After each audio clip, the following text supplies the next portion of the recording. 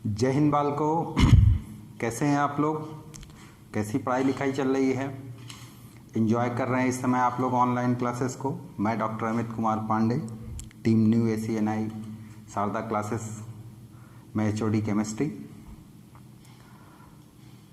तो आप लोग की जो पढ़ाई चल रही है उसमें हम लोग धीरे धीरे करके एक एक टॉपिक कंप्लीट करते जा रहे हैं। इस समय हम लोग जिस लेक्चर को कंप्लीट कर रहे हैं वो है S ब्लॉक, जिसमें कि एक लेक्चर हो चुका है, जिसमें हम लोगों ने जो जनरल प्रॉपर्टीज़ हैं उसको कंप्लीट कर लिया है, ख़ास तौर से एटॉमिक और फिज़िकल प्रॉपर्टीज़ को, और जो बेसिक इंट्रोडक्टरी पार्ट होता है। आज का जो सेकंड लेक्चर है इसमें हम लोग जो केमिकल प्रॉपर्टीज़ हैं एल्कली मेटल की उनको डील करेंगे, जिसमें बेसिकली एयर के कंपोनेंट के साथ में जो होने वाले रिएक्शंस हैं, या हाइड्रोजन के साथ होने वाली रिएक्शन है, हैलोजन के साथ होने वाली रिएक्शंस हैं, या कार्बोनेट सल्फेट वगैरह, कार्बोनेट सल्फेट नाइट्रेट, इस प्रकार के जो सॉल्ट हैं एल्कली मेटल्स के, उनको डील करने की कोशिश की जाएगी। ठीक है, तो आप लोग मेंटली तैयार हो गए होंगे, अपना पेन और पेपर ले लिया होगा, सारा सोशल मीडिया अकाउंट आपने अपना बंद कर दिया होगा और पूरी तरीके से लेक्चर को सीखने के लिए कंसंट्रेट होकर के बैठ गए होंगे।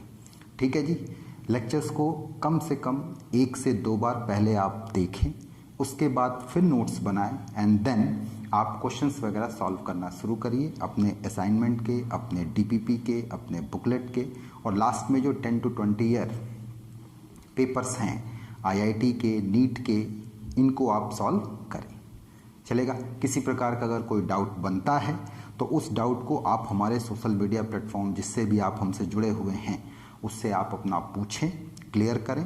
डाउट को पलने ना दें, क्योंकि डाउट अगर आपके दिमाग में पलेगा तो वो आगे चल करके और भी टॉपिक्स को डिस्टर्ब करेगा। इसलिए जो डाउट बन रहा है उसको इमीडिएटली साथ ही साथ क्लियर करते चलिए। चलेगा।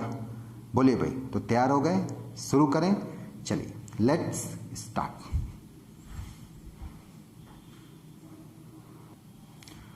अब अगर हम लोग जनरल केमिकल प्रॉपर्टीज की बात करें एल्कली मेटल की, ठीक है जी, general chemical properties of alkali metals, तो आप अगर इनकी जनरल केमिकल प्रॉपर्टीज़ की बात करेंगे तो इसमें जो सबसे पहला पॉइंट आता है वो ये कि एल्कली मेटल हाईली रिएक्टिव होते हैं, और इनके हाईली रिएक्टिव होने का रीज़न ये होता है इनका साइज पीरियड में सबसे बड़ा होता है, और साथ ही साथ आप कह सकते हैं कि इनकी आयोनाइजेशन एनर्जी सबसे कम होती है। चलेगा। साइज से मतलब हमारा इनके मेटेलिक साइज को लेकर के है, बड़ा होता है, आयोनाइजेशन एनर्जी कम होती है। नतीजा ये बड़ी आसानी से इलेक्ट्रॉन को लूज करने की टेंडेंसी रखते हैं। अब अगर इन्हीं के केमिकल रिएक्शन की बात आप सॉल्यूशन में करते हैं, वाटर में करते हैं, तो भी इनकी रिएक्टिविटी बड़ी ज़्यादा है, क्योंकि सॉल्यूशन में भी ये आसानी से इलेक्ट्रॉन दे देते हैं। और इसको हमने इनके रिडक्शन पोटेंशियल डाटा से चेक किया था। आपने देखा था कि माइनस में रिडक्शन पोटेंशियल बहुत ज़्यादा है, यानी वास्तव में रिडक्शन पोटेंशियल बहुत कम है। इसका मतलब कि ये सॉल्यूशन में बड़े तगड़े रिड्यूसिंग एजेंट का काम करेंगे, बड़ी आसानी से इलेक्ट्रॉन क्या करेंगे, आपको दे देंगे। इसलिए एल्कली मेटल चाहे वाटर हो या चाहे एयर हो, दोनों में बड़े ही रिएक्टिव होते हैं। तो एक सवाल भी आता है कि अगर एल्कली मेटल इतने रिएक्टिव हैं तो इनको रखेंगे कहाँ। इनको रखने के लिए हम लोग लिक्विड पैराफिन्स, या आप कह सकते हैं लिक्विड हाइड्रोकार्बन का इस्तेमाल करते हैं, जैसे केरोसिन हो गया, बेंजीन हो गया, इन सब में इनको डिसॉल्व करके रखा जाता है। एयर में रखेंगे तो ये आसानी से एयर के कंपोनेंट के साथ रिएक्ट करके corresponding oxide, peroxide, super oxide बना देते हैं। अब अगर हम एल्कली मेटल की केमिकल रिएक्टिविटी एयर के साथ देखें, तो मैंने पहले भी कहा है कि आप एयर को एयर न माने, बल्कि 3 चीज़ों का मिक्सचर मान करके चलिए, ऑक्सीजन, नाइट्रोजन और वाटर वेपर। ये इतनी चीज़ें इसके अंदर मौजूद हैं। तो एल्कली मेटल जो है, अब अगर ये एयर के संपर्क में आएगा, सबसे पहले हम अगर ऑक्सीजन देख लें तो ऑक्सीजन के साथ रिएक्टिविटी इसकी अलग अलग है। अगर आपका लिथियम है तो वो ऑक्सीजन के साथ रिएक्ट करके ऑक्साइड बनाएगा, यही अगर सोडियम है तो वो ऑक्सीजन के साथ रिएक्ट करके परऑक्साइड बनाएगा, और थोड़ी सी मात्रा सुपर ऑक्साइड की होती है।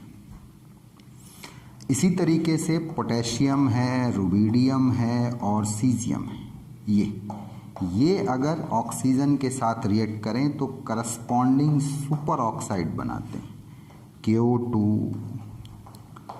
RbO2, CSO2 सुपर ऑक्साइड बनाते हैं। आपको ये क्लियर होना चाहिए, बॉन्डिंग में भी ये बात क्लियर है कि जो ऑक्साइड आयन है, जो परऑक्साइड आयन है, ये दोनों डायामैग्नेटिक होते हैं, इनमें अनपेयर्ड इलेक्ट्रॉन नहीं होता। यही वजह है कि इन एनायन पे कलर नहीं मिलता, यानी ये कैसे सॉल्ट बनाएंगे, कलरलेस सॉल्ट बनाएंगे। लेकिन अगर यही परऑक्साइड आयन है, O2-1 है, तो ये पैरामैग्नेटिक होता है, इसमें एक अनपेयर्ड इलेक्ट्रॉन मौजूद होता है। फ्रैक्शनल बॉन्ड ऑर्डर आता है, अगर आप इसका बॉन्ड ऑर्डर याद करें तो 1.5 आया था।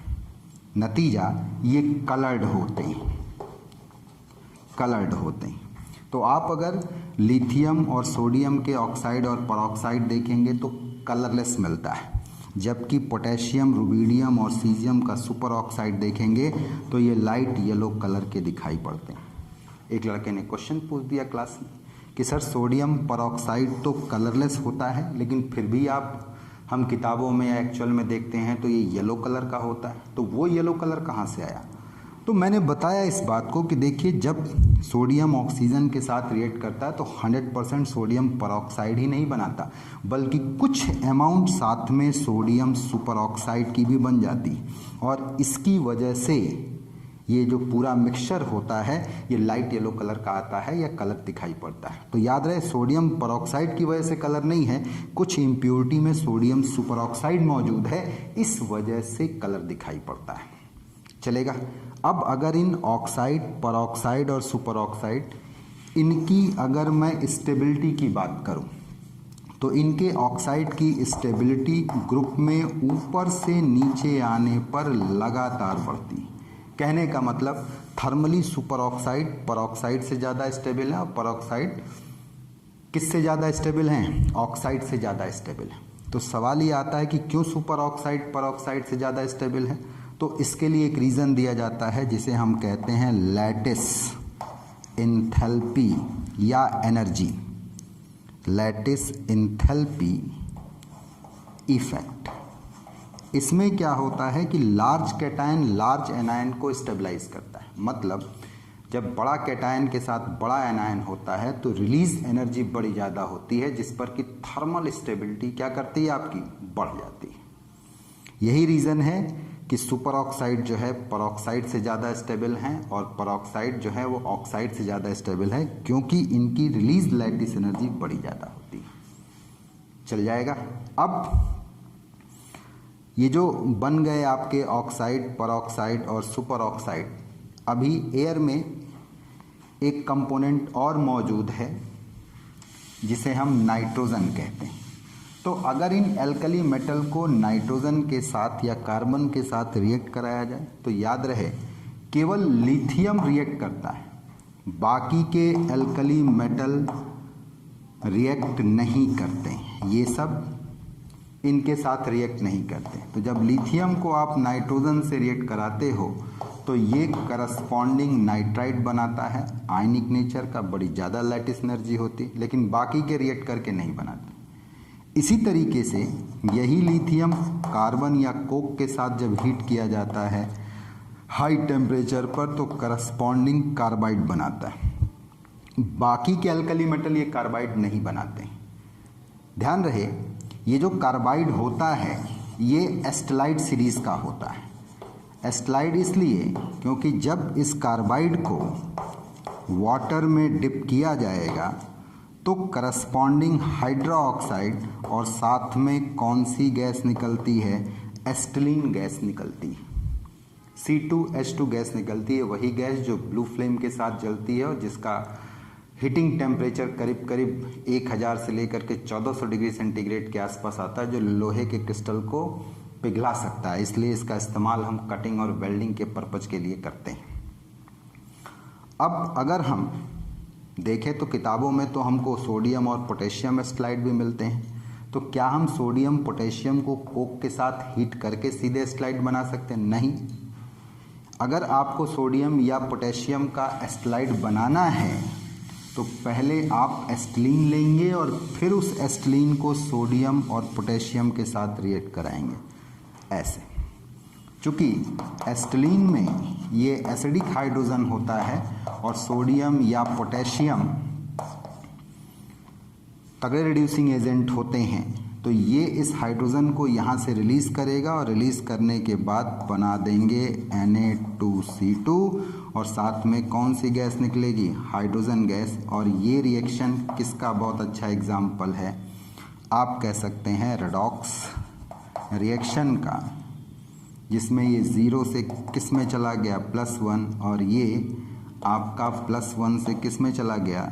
0 में चल जाएगा। लेकिन अगर आप चाहें कि डायरेक्ट इसको बना लें, सोडियम को कार्बन के साथ हीट करके हम एस्टलाइड बना लें, तो ये संभव नहीं। चल जाएगा, ध्यान रखेंगे इस बात को। पर देखिएगा, अभी भी एयर में वाटर मौजूद है, तो एल्कली मेटल वाटर वेपर के साथ कैसे रिएक्ट करेंगे, अब ये बात देखने वाली है। अब अगर हम लोग एल्कली मेटल का रिएक्शन देखें तो एल्कली मेटल वाटर के साथ बड़ी आसानी से रिएक्शन देते हैं। लिथियम से लेकर के सीजियम तक अगर आप वाटर से रिएक्ट कराएं तो चूंकि इन सभी का रिडक्शन पोटेंशियल नेगेटिव में होता है, इसलिए ये वाटर के साथ बड़ी तेज़ी से रिएक्शन देते हैं और देने के बाद करस्पॉन्डिंग हाइड्रोक्साइड बनाते हैं। ये हाइड्रोक्साइड बनाते हैं। चलेगा, लिथियम हाइड्रोक्साइड बनाएगा, सीजियम हाइड्रोक्साइड बनाएगा, और रिएक्शन का नेचर जो होता है रिडॉक्स होता है। रिडॉक्स इसलिए हम बोलेंगे क्योंकि साथ में कौन सी गैस निकलती है? हाइड्रोजन गैस निकलती है। चलेगा। अब यहाँ पर अगर आप इन हाइड्रोक्साइड पे नज़र डालें तो ये सब के सब बेसिक होते हैं, एल्कलाइन होते हैं। एक बात, बेसिक ऑब्लिक एल्कलाइन। ग्रुप में अगर आप ऊपर से नीचे आएंगे तो ये बेसिक कैरेक्टर बढ़ता है। बढ़ने का मतलब सीजियम हाइड्रोक्साइड सबसे तगड़ा बेस होगा, जबकि लिथियम हाइड्रोक्साइड सबसे वीक होगा। अब अगर इन हाइड्रोक्साइड की हम स्टेबिलिटी की बात करें, थर्मल स्टेबिलिटी की बात करें, तो वो बढ़ती चली जाती है, क्योंकि लैटिस एनर्जी जो होता है ये थर्मल स्टेबिलिटी बढ़ती है, वाटर सॉल्युबिलिटी बढ़ती है। इनकी जो वाटर सॉल्युबिलिटी है डाउन द ग्रुप आने पर वो बढ़ती है, और सभी वाटर में घुल करके एनर्जी रिलीज करते हैं। यानी प्रोसेस वाटर सॉल्युबिलिटी की कैसी होती है? एक्सोथर्मिक होती है। तीसरी चीज़ कि इनका जो बेसिक नेचर है, जो बेसिक कैरेक्टर है, वो भी ग्रुप में ऊपर से नीचे आने पर क्या करेगा? आपका बढ़ेगा। कहने का मतलब सीजियम हाइड्रोक्साइड सबसे सॉल्युबल बेस है, सबसे तगड़ा बेस है, साथ ही साथ इसकी थर्मल स्टेबिलिटी इन हाइड्रोक्साइड में सबसे ज़्यादा होगी। चलेगा। अब अगर यही चीज़ हम लोग इन एल्कली मेटल के ऑक्साइड्स के साथ में देखें, इन एल्कली मेटल के जो ऑक्सीजन कंपाउंड है उसके साथ में देखें, तो आपने कहा कि भाई लिथियम जो है वो ऑक्साइड बनाता है, सोडियम जो है वो परऑक्साइड बनाता है, जबकि पोटेशियम या रुबिडियम ये सुपर ऑक्साइड बनाते हैं। तो मैं आपको बताऊं, ये जो ऑक्साइड बना, ये अगर मॉइस्चर पा जाएगा, वाटर वेपर पा जाएगा या वाटर पा जाएगा, तो उसके साथ रिएक्ट करके सीधे हाइड्रोक्साइड बनाता है। चलेगा। इसी तरीके से अगर परऑक्साइड है तो इसको अगर आप वाटर में डिप करेंगे या मॉइस्चर पा जाएगा, वेपर पा जाएगा, तो सोडियम परऑक्साइड वाटर से रिएक्ट करके पहले हाइड्रोक्साइड बनाता है और साथ में H2O2 बनाएगा। इसी तरीके से अगर हम सुपर ऑक्साइड लेके चल रहे हैं, सपोज करो पोटेशियम सुपर ऑक्साइड, तो ये वाटर के साथ रिएक्ट करके पोटेशियम हाइड्रोक्साइड साथ में H2O2 और साथ में कौन सी गैस देता है? ऑक्सीजन गैस देता है। ध्यान रहे, कहा जाता है कि super oxides are more oxidising than peroxide. क्यों? क्योंकि जो सुपर ऑक्साइड्स होते हैं उसमें दो ऑक्सीडाइजिंग एजेंट बनते हैं हाइड्रोलिसिस पर, H2O2 और O2, जबकि अगर परऑक्साइड लिया जाता है तो केवल एक ही ऑक्सीडाइजिंग एजेंट होता है। क्या चीज़? H2O2। इसलिए सुपर ऑक्साइड तगड़े ऑक्सीडाइजिंग एजेंट होते हैं एज कंपेयर टू क्या चीज़? आपका परऑक्साइड। एक बात और कि ये जो सुपर ऑक्साइड्स होते हैं बहुत अच्छा CO2 को एब्जॉर्ब करते हैं इसलिए हम लोग सुपर ऑक्साइड्स को, जो सबमरीन्स होती हैं या जो क्लोज एटमॉस्फेयर होता है जहाँ पे बायोलॉजिकल एक्टिविटी होनी है, वहाँ ज़रूर कर देते हैं। उसका रीज़न ये है कि ये रिलीज CO2 गैस को एब्जॉर्ब कर लेगा और एटमॉस्फेयर को CO2 से फ्री कर देगा। तो आप देख सकते हैं, जैसे मान लीजिए हमने पोटेशियम सुपर ऑक्साइड लिया और एटमॉस्फेयर में CO2 है, वाटर वेपर है, तो ये पोटेशियम कार्बोनेट, या पहले ये बनाएगा पोटेशियम बाइकार्बोनेट ऐसे, फिर ये बाइकार्बोनेट जो है थर्मल हीटिंग पर किस में बदल जाएगा? कार्बोनेट में बदल जाएगा। तो इस तरीके से एटमॉस्फेयर में CO2 का कंटेंट घट जाएगा और एटमॉस्फेयर की प्योरिटी थोड़ी सी बढ़ जाती है। इसीलिए इसका इस्तेमाल जो आपकी सबमरीन्स होती हैं उनमें ज़्यादातर किया जाता है। चलेगा? यहाँ तक बात पकड़ में आई? चलिए तो बात को आगे बढ़ाते हैं। अगर बात को हम लोग आगे बढ़ाएं तो ये जो भी एल्कली मेटल के आपने कंपाउंड बनाए, चाहे वो ऑक्साइड रहा हो, चाहे वो परऑक्साइड रहा हो, चाहे वो सुपर ऑक्साइड रहा हो, चाहे वो हाइड्रोक्साइड रहे हो, तो इन सभी कंपाउंड में एल्कली मेटल का ऑक्सीडेशन नंबर कितना आएगा? तो ध्यान रखिएगा, इन कंपाउंड में जो एल्कली मेटल का ऑक्सीडेशन नंबर आपको मिलेगा वो ऑलवेज +1 मिलता है, हमेशा। ध्यान रहेगा एक बात। दूसरी बात, ये जो परऑक्साइड होते हैं ये तगड़े ऑक्सीडाइजिंग एजेंट का भी काम करते हैं, स्ट्रॉन्ग ऑक्सीडाइजिंग एजेंट। इसके अलावा ये जो एल्कली मेटल बनाते हैं, हाइड्रोक्साइड जो बनाते हैं, ये एल्कली मेटल हाइड्रोक्साइड जो होते हैं ये सब के सब वाइट क्रिस्टलाइन सॉलिड होते हैं, बहुत फ्रीली वाटर में डिसॉल्व होते हैं और बड़ी तगड़ी एनर्जी जो होती है वो क्या होती है? आपका रिलीज होती है, निकलती है। ठीक, अब अगर हम इन एल्कली मेटल का रिएक्शन वाटर वेपर की जगह पे इन्हीं मेटल का रिएक्शन दूसरे प्रोटॉन डोनर के साथ कराएं, जैसे acid, alcohol, alkynes, acidic hydrogen containing alkynes, फिर तो मैंने कहा सिमिलर रिएक्शन होगी, ठीक वैसे ही जैसे कि वाटर के साथ होती थी। ये सब के सब करस्पॉन्डिंग हाइड्रोजन गैस रिलीज करेंगे और जो भी आपका सॉल्ट है वो यहाँ पर दिखाई पड़ेगा, जैसे ये ऐसे ये सॉल्ट दिखाई पड़ेगा और साथ में ये कौन सी गैस रिलीज करेंगे? हाइड्रोजन। और इस रिएक्शन को हम कौन सा नाम देंगे? Redox reaction. यहाँ मेटल रिड्यूसिंग एजेंट का काम करेगा, जबकि ये जो प्रोटॉन डोनर होते हैं, प्रोटॉन डोनर जो होते हैं ये सब के सब किसका काम करेंगे? एज ए ऑक्सीडाइजिंग एजेंट का काम करेंगे। चल जाएगा। इसी तरीके से अगर एल्कली मेटल का रिएक्शन हाइड्रोजन के साथ कराया जाए तो एल्कली मेटल पहले तो नॉर्मल टेम्परेचर प्रेशर पर हाइड्रोजन से रिएक्ट नहीं करते, लेकिन अगर इन्हीं एल्कली मेटल को थोड़ा बढ़े हुए टेम्परेचर पे हीट किया जाए करीब 673 केल्विन, तो ऐसी स्थिति में ये करस्पॉन्डिंग आयनिक हाइड्राइड बनाते हैं जिसका लैटिस एनर्जी काफ़ी ज़्यादा होता है।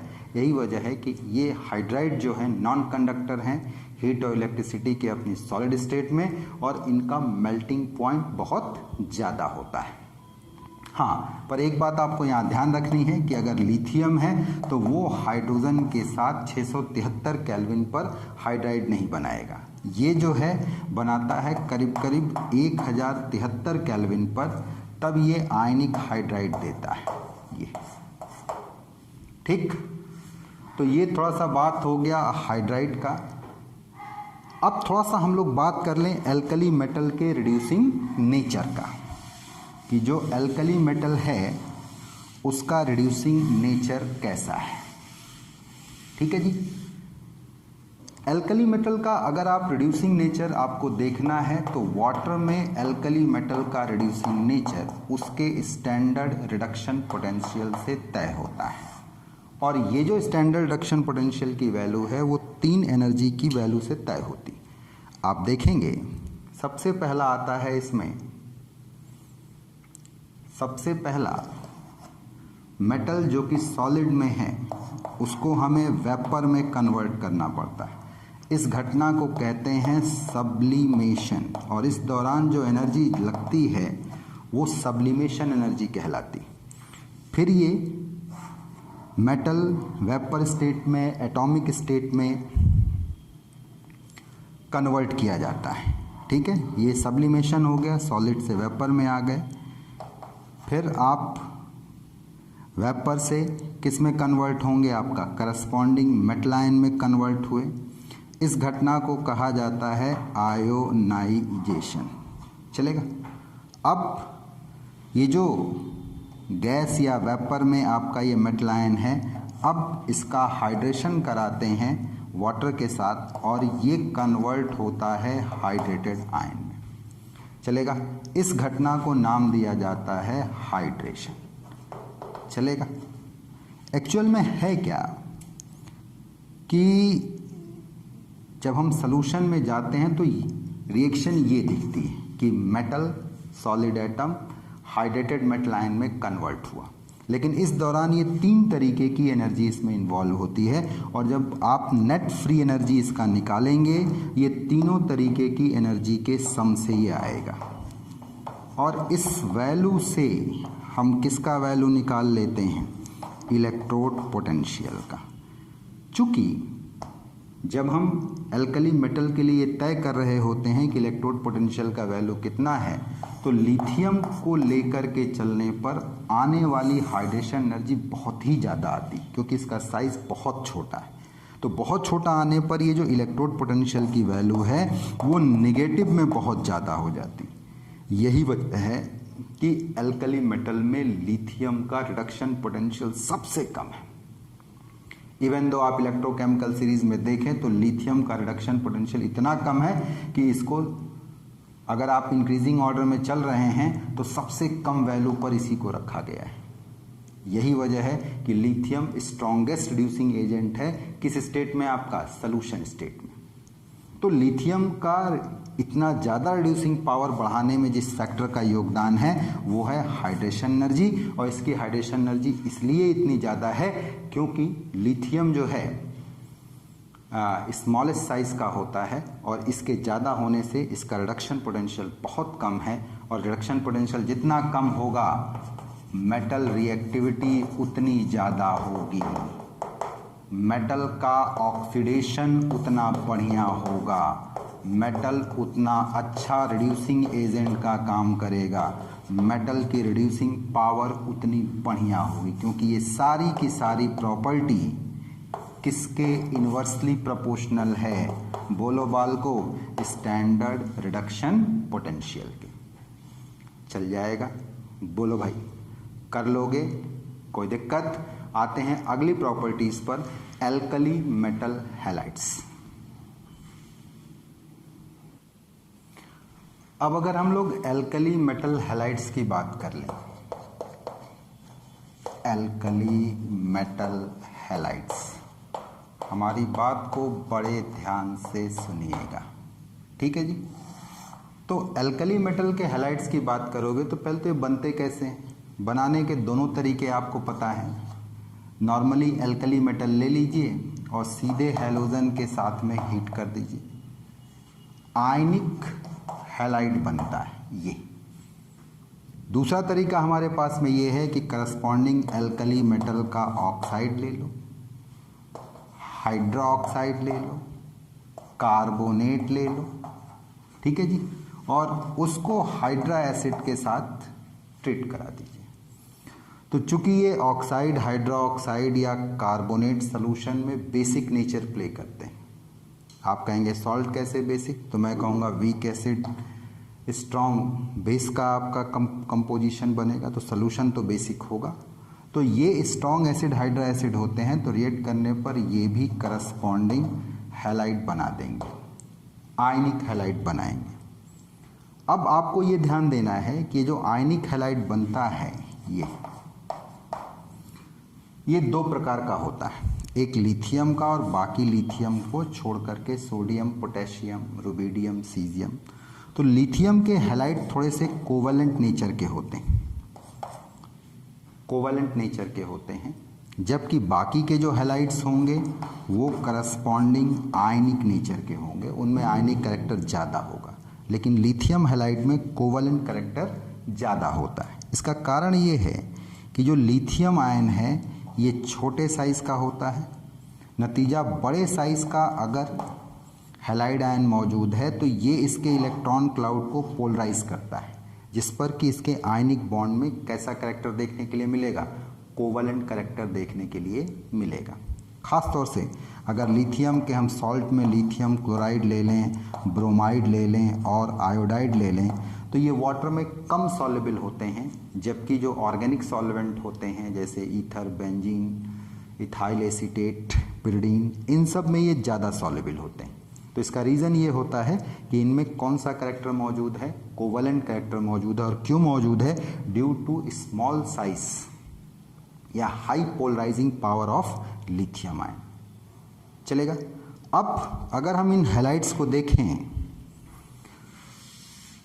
और इनके फॉर्मेशन की बात करें, इनके फॉर्मेशन की बात करें तो ये जो मेटल हैलाइड का फॉर्मेशन है, एल्कली मेटल हैलाइड का फॉर्मेशन है, ये एक्सोथर्मिक प्रोसेस होती है, इसमें हीट रिलीज होती। अब यहाँ तीन बातें आती हैं। अगर हम एल्कली मेटल के फ्लोराइड्स की बात कर रहे हैं, ठीक, एल्कली मेटल के फ्लोराइड्स की बात कर रहे हैं, तो ग्रुप में ऊपर से नीचे आने पर इंथैल्पी ऑफ फॉर्मेशन घटता है। घटने का मतलब सबसे ज़्यादा इंथैल्पी ऑफ फॉर्मेशन किसका होगा? लिथियम फ्लोराइड का। रिलीज एनर्जी यहाँ सबसे ज़्यादा होगी, फिर सोडियम फ्लोराइड, तब पोटेशियम फ्लोराइड, तब रुबिडियम फ्लोराइड, तब सीजियम फ्लोराइड। यानी सबसे कम एनर्जी कहाँ रिलीज होगी? सीजियम फ्लोराइड के फॉर्मेशन में, और सबसे ज़्यादा एनर्जी कहाँ रिलीज होगी? लिथियम फ्लोराइड के फॉर्मेशन में। लेकिन अगर फ्लोराइड की जगह पे हम क्लोराइड, ब्रोमाइड या आयोडाइड ले लें तो ऐसी स्थिति में आप ये देखेंगे कि ठीक उल्टा ऑर्डर मिलता है, यानी कि एंथैल्पी ऑफ फॉर्मेशन ग्रुप में ऊपर से नीचे आने पर बढ़ता जाएगा। लिथियम क्लोराइड से ज़्यादा सोडियम क्लोराइड का, इससे ज़्यादा पोटेशियम, इससे ज़्यादा रुबिडियम, इससे ज़्यादा सीजियम, और इवन दो यही ब्रोमाइड के केस में मिलेगा, यही आयोडाइड के केस में मिलेगा। चलेगा। इसी तरीके से अगर हम लोग यही मेटल हैलाइड लें, लेकिन अब एक ही मेटल के डिफरेंट हैलाइड लें, फ्लोराइड, क्लोराइड, ब्रोमाइड, आयोडाइड, तो भी इंथैल्पी ऑफ फॉर्मेशन घटता जाएगा। जैसे लिथियम फ्लोराइड का enthalpy of formation lithium chloride से ज़्यादा है, लिथियम क्लोराइड का लिथियम ब्रोमाइड से, और लिथियम ब्रोमाइड का लिथियम आयोडाइड से। ध्यान रहेगा। तो बड़ा ही इंपॉर्टेंट पॉइंट है ये, एनसीईआरटी में आपके दिया है, कई बार एग्जाम में पूछा गया है, ट्रू फॉल्स की शक्ल में पूछा गया है, करेक्ट इनकरेक्ट करके पूछ लिया गया। जब करेक्ट चाहिए था तो 3 इनकरेक्ट के साथ में करेक्ट रखा गया, जब इनकरेक्ट चाहिए था तो 3 करेक्ट के साथ में 1 इनकरेक्ट रखा गया। तो अगर ये डाटा आपके दिमाग में है तो ये क्वेश्चंस आप सॉल्व कर सकते हैं। बात आगे बढ़ी तो एल्कली मेटल हैलाइड के मेल्टिंग और बॉइलिंग पॉइंट की बात आई, क्योंकि बिकॉज आयनिक है तो इनके मेल्टिंग और बॉइलिंग पॉइंट ज़्यादा होंगे। तो अगर सेम एल्कली मेटल का मेल्टिंग और बॉइलिंग पॉइंट देखा जाए तो फ्लोराइड का सबसे ज़्यादा, फिर क्लोराइड का, फिर ब्रोमाइड का, और सबसे कम किसका, आयोडाइड का। चलेगा, क्यों? इसकी लैटिस एनर्जी सबसे ज़्यादा होगी। इसकी क्यों सबसे कम? क्योंकि पोलराइजेशन की वजह से आयनिक बॉन्ड में कैसा कैरेक्टर होगा, कोवलेंट कैरेक्टर होगा। आपके एनसीईआरटी में 2 बड़े खूबसूरत एग्जाम्पल दिए गए हैं। इन हैलाइड की सॉल्युबिलिटी को लेकर के एक क्वेश्चन भी रखा गया है कि लिथियम फ्लोराइड जो होता है वो कम सॉल्युबल होता है, सीजियम आयोडाइड भी कम सॉल्युबल है। तो असर्शन रीजन में बड़ा ही अच्छा क्वेश्चन बन सकता है कि लिथियम फ्लोराइड लेस सॉल्युबल है। क्यों? क्योंकि इसकी लैटिस एनर्जी बहुत ज़्यादा है, due to high lattice energy. और लैटिस एनर्जी क्यों ज़्यादा है? छोटा कैटायन, छोटा एनायन लैटिस एंथैल्पी इफेक्ट से ज़्यादा लैटिस एनर्जी को रिलीज करेगा, जिस पर कि इसकी क्रिस्टल की स्टेबिलिटी बढ़ जाएगी, मेल्टिंग पॉइंट इसका बढ़ जाएगा। मेल्टिंग पॉइंट बढ़ जाएगा और वाटर सॉल्युबिलिटी क्या करेगी, आपका घट जाएगी। इसी तरीके से सीजियम आयोडाइड कम सॉल्युबल क्यों है भाई? यहाँ तो बड़ा कैटायन, बड़ा एनायन, बात सही है, लेकिन यहाँ इसके कम सॉल्युबल होने का रीज़न ये है कि दोनों एनायन बड़े साइज में होने की वजह से इनकी हाइड्रेशन एनर्जी काफ़ी कम है। और किसी आयनिक कंपाउंड की सॉल्युबिलिटी के लिए ये ज़रूरी है कि हाइड्रेशन एनर्जी लैटिस एनर्जी से ज़्यादा रहे। तो यहाँ हाइड्रेशन एनर्जी कम है इसलिए ये कम सॉल्युबल है, और यहाँ लैटिस एनर्जी ज़्यादा है इसलिए लिथियम फ्लोराइड कम सॉल्युबल है। और ये बातें आपको आपकी एनसीईआरटी में देखने के लिए मिल जाएंगी। चलेगा? बोलो भाई, कर लोगे कि नहीं? चलिए, अब हम लोग एल्कली मेटल के जनरल रिएक्शन में एक बड़ा ही इंपॉर्टेंट रिएक्शन डील करने जा रहे हैं, जिससे कि हर साल नीट और आईआईटी में क्वेश्चन आता है। हर साल ना आए तो अल्टरनेट ईयर पे तो आता ही आता है। और वो टॉपिक है एल्कली मेटल का सलूशन, किसमें? आपका लिक्विड अमोनिया में। चलेगा? तो मैं आपको बताऊं, लिक्विड अमोनिया एक ऐसा सॉल्वेंट है जो कि कुछ एक मेटल, जैसे कि सारे के सारे एल्कली मेटल हो गए, कुछ एल्कलाइन अर्थ मेटल जैसे बेरिलियम, कैल्शियम, स्ट्रांसियम हो गया, कुछ लेंथेनाइट्स हो गए, यूरोपियम, वाइटर्बियम हो गया। अगर इनको लिक्विड अमोनिया में रखा जाए तो लिक्विड अमोनिया से मतलब टेम्परेचर -33.5 डिग्री सेंटीग्रेड से -77.7 डिग्री टेम्परेचर तक, तभी ये अमोनिया लिक्विड में रहेगी। अगर इससे ज़्यादा का टेम्परेचर हुआ तो अमोनिया फिर गैस में बदल जाएगा, वेपर में बदल जाएगा और रिएक्शन ही पूरा चेंज हो जाएगा। कहने का मतलब कि अगर हम इसी अमोनिया को गैस या वेपर में लें तो उस समय हाइड्रोजन गैस रिलीज होती है और साथ में बनता है सोडामाइड। लेकिन यही गैस या वेपर की जगह अगर लिक्विड में है, इस टेम्परेचर रेंज पर लिया गया है, तो ये मेटल बिना हाइड्रोजन को निकाले 2 प्रकार की स्पीसीज बनाते हैं। एक अमोनिएटेड कैटायन, इनको कहा जाएगा अमोनिएटेड कैटायन। साथ ही साथ सॉल्यूशन में मौजूद होगा अमोनिएटेड इलेक्ट्रॉन। अमोनिएटेड इलेक्ट्रॉन, ये 2 चीज़ें मौजूद होती हैं। तो अगर ऐसे सॉल्यूशन को आप कंडक्शन के लेवल पे कंपेयर करेंगे तो इसकी कंडक्टिविटी जो होती है वो मिक्स कंडक्टिविटी का एग्जाम्पल है। मिक्स्ड क्यों? क्योंकि 2 प्रकार की कंडक्टिविटी मिल रही है, एक आयन से और दूसरा इलेक्ट्रॉन से। आपने इलेक्ट्रिकल कंडक्टर पढ़े होंगे जिसमें कि कंडक्टिविटी हमको किससे मिलती है? आपका, आप कह सकते हैं फ्री इलेक्ट्रॉन से मिलती है। आपने आयनिक कंडक्टर पढ़े होंगे जिसमें आपको कंडक्टिविटी किससे मिलती है? आयन से मिलती है। लेकिन यहाँ दोनों से मिल रही है, इसलिए याद रहे ये जो एल्कली मेटल का लिक्विड अमोनिया के साथ बनने वाला सलूशन है, ये सलूशन जो होता है इसकी कंडक्टिविटी आपके प्योर मेटल से भी ज़्यादा दिखाई पड़ती है, प्योर मेटल से ज़्यादा मिलती है। साथ ही साथ ये सॉल्यूशन इन फ्री इलेक्ट्रॉन की वजह से पैरामैग्नेटिक नेचर का होता है। नतीजा अगर इस सॉल्यूशन को देखा जाएगा तो ये ब्लू कलर का दिखाई पड़ता है। What ever be the alkali metal, इससे मतलब नहीं कि लिथियम है कि सोडियम है, पोटेशियम है, रुबिडियम है, सीजियम है, इससे मतलब नहीं। सॉल्यूशन का कलर हमेशा ही ब्लू रहेगा, क्योंकि ये जो इलेक्ट्रॉन होते हैं, ये अपनी एक्साइटेड स्टेट में ऐसे, जो अनपेड इलेक्ट्रॉन होता है लो एनर्जी से हाई एनर्जी में जाएगा, और जब ये वापस लौटता है तो ये फोटॉन को रिलीज करता है। निकलने वाले फोटॉन की जो एनर्जी है, ये इस पर जो वेवलेंथ हमको मिलती है ये रेड कलर की होती है। और जब ये एब्जॉर्ब होता है किसमें, आपका स्पेक्ट्रम में, जब ये एब्जॉर्ब होता है तो ये हमेशा कौन सा कलर रिलीज करेगा, ब्लू कलर रिलीज करता है। यानी हमें कौन सा कलर दिखाई पड़ता है, ब्लू कलर दिखाई पड़ता है। और ये इस बात से इंडिपेंडेंट होता है कि ये कौन सा एल्कली मेटल यहाँ पर लिया गया है। सवाल ये आता है कि अगर हम इस सॉल्यूशन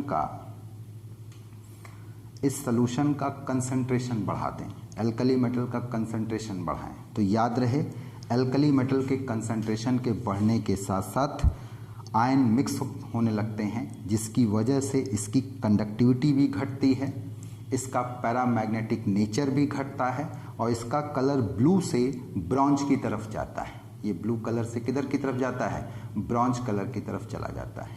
ध्यान रहेगा ये बात।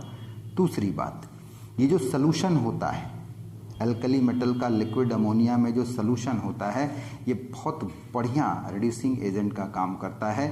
ये एल्काइंस को ट्रांस एल्कीन में बदलता है, और ये रिएक्शन स्टीरियो सेलेक्टिव रिएक्शन होती है। आप देख सकते हैं ये एल्काइन को ट्रांस एल्कीन में बदलता है। ध्यान दीजिएगा, आपने पढ़ा भी है इसको। ये सोडियम इन लिक्विड अमोनिया, याद आ गया होगा, क्या नाम देते हैं, याद आया, बिर्च रिडक्शन। ये और ये बनाता है ट्रांस एल्कीन, ऐसे। ये ट्रांस एल्कीन, यानी ये रिएक्शन बहुत अच्छा एग्जाम्पल है किसका, स्टीरियो सेलेक्टिव रिएक्शन का। आप हमारे YouTube चैनल में जा कर के इन रिएक्शंस को देख सकते हैं, इसको हम लोगों ने बाकायदा एक्सप्लेन किया है। चलेगा, चलिए। अब अगर हम लोग इस एल्कली मेटल और लिक्विड अमोनिया के सॉल्यूशन को थोड़ी देर तक रखते हैं, ठीक है, इस सॉल्यूशन को अगर रख दिया जाए या फिर इसमें कैटलिस्ट मिला दिया जाए, प्लैटिनम ब्लैक वगैरह, या यूवी लाइट पास कर दी जाए, तो ऐसी स्थिति में ये सॉल्यूशन डिकम्पोज कर जाता है, और डिकम्पोज करके करस्पॉन्डिंग एमाइड बनाएगा, और साथ में कौन सी गैस देगा, हाइड्रोजन गैस देगा। चलेगा। दूसरी बात, इसमें एक महत्वपूर्ण बात है कि अगर यही एल्कली मेटल में हम लिथियम लेकर के चलें, तो लिथियम अमोनिया के साथ में एमाइड नहीं बनाता बल्कि इमाइड बनाता है। ये जो बनाता है वो इमाइड बनाता है, ये ध्यान दीजिएगा, ये एक बेसिक अंतर है। जबकि बाकी के एल्कली मेटल जो होते हैं वो एमाइड का फॉर्मेशन करते हैं। ठीक। अब अगर हम इस alkali metal liquid ammonia solution के स्टेबिलिटी की बात करें, तो ग्रुप में ऊपर से नीचे आने पर ये स्टेबिलिटी घटती है, क्योंकि मेटल की रिएक्टिविटी बढ़ती है। तो ये स्टेबिलिटी आपकी घटेगी, यानी सबसे स्टेबल सॉल्यूशन लिथियम का लिक्विड अमोनिया के साथ में होगा, और सबसे अनस्टेबल सॉल्यूशन सीजियम का अमोनिया के साथ होगा। और रीज़न ये है कि ग्रुप में ऊपर से नीचे आने पर मेटल की रिएक्टिविटी, एल्कली मेटल की रिएक्टिविटी बढ़ती है। ध्यान रहेगा।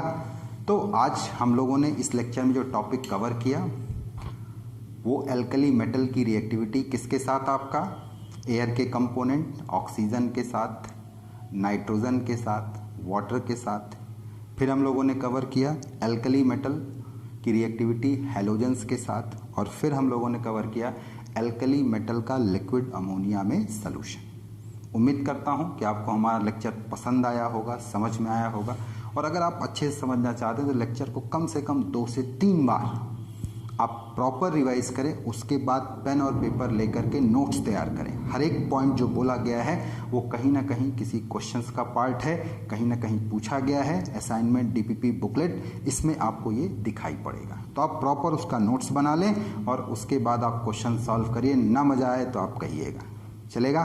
बोलो बालको, तो समझ में आ रहा है तो लाइक भी करते चलो यार, सब्सक्राइब भी करते चलो, ताकि थोड़ा सा हमारा भी कॉन्फिडेंस बना रहे कि आप लगे हुए हो, पढ़ रहे हो, देख रहे हो। ठीक है, चलिए तो आज इतना ही रखते हैं। जय हिंद।